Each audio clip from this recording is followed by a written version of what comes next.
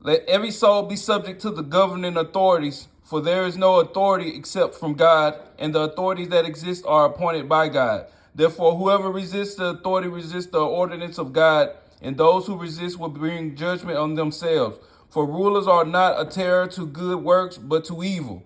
Do you want to be unafraid of the authority? Do what is good, and you will have praise from the same. For he is God's minister to you for good. But if you do evil, be afraid, for he does not bear the sword in vain, for he is God's minister, an avenger to execute wrath on him who practice evil.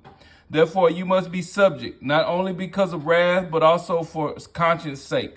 For because of this you also pay taxes, for they are God's ministers, attending continually to this very thing. Render therefore to all their due, taxes to whom taxes are due, customs to whom customs, fear to whom fear, honor to whom honor. Owe no one anything except to love one another, for he who loves another has fulfilled the law. For the commandments: you shall not commit adultery, you shall not murder, you shall not steal, you shall not bear false witness, you shall not covet, and if there is any other commandment, are all summed up in this saying, namely, you shall love your neighbor as yourself.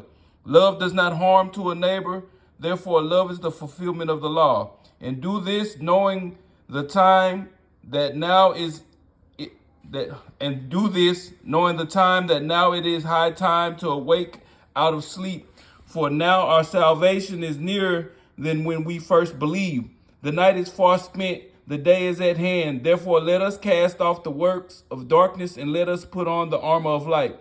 Let us walk properly as in the day, not in revelry and drunkenness, not in lewdness and lust, not in strife and envy, but put on the Lord Jesus Christ, and make no provision for the flesh to fulfill its lusts.